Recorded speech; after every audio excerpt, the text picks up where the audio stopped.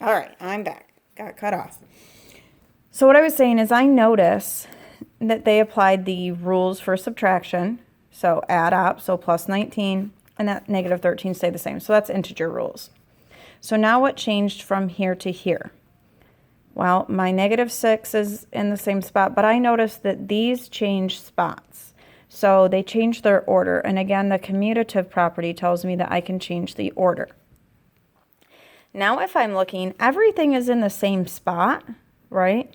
Everything's in the same spot, but this one puts some brackets or parentheses. And again, the associative property tells me that I can group numbers together differently. Now I just put integer rules because again, all they did is same signs, add and keep. From here to here, notice I have a negative 19 and a positive 19, and that is adding the opposite, which is additive inverse, adding the opposite. And then the last section on the review was your multiplication and division. So remember, you look at your sign, so it's multiplication, so I know I'm going to multiply.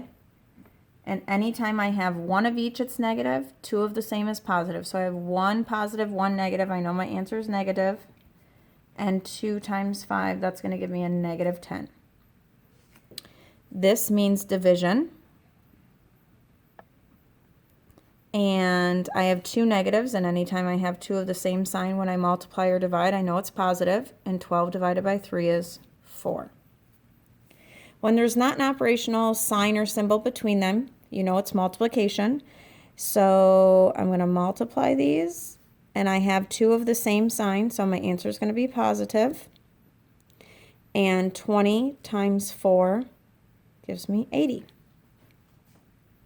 Over here we have division, so we're going to divide. I have one of each sign, so my answer is going to be negative. And negative 40 divided by positive 5 gives me a negative 8. And these ones, because it's multiplication, you can do them in whatever order you want. Okay, you can do them in the order it comes. You can separate them. It doesn't matter. I'll just do them in the order it comes. So we're multiplying. And first I'll do these two. So if I'm going to multiply one of each, I know my answer is going to be negative. And negative 4 times 3 gives me a negative 12. Now these two I'm also going to multiply.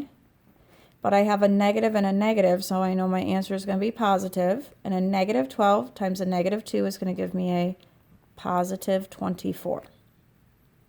Now, we also practiced this week those multiplication and division word problems from lesson 12. And then those special division problems with negative signs and zeros.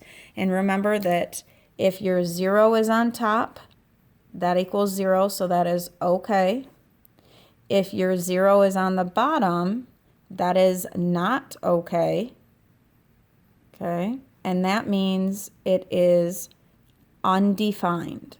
It can't happen.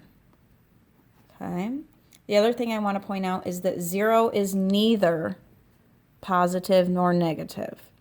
It is neither positive nor negative. It has no value. So if you say it's positive, then you're saying it has good value. If you're saying it's negative, it has bad value or low value. 0 is neither positive nor negative.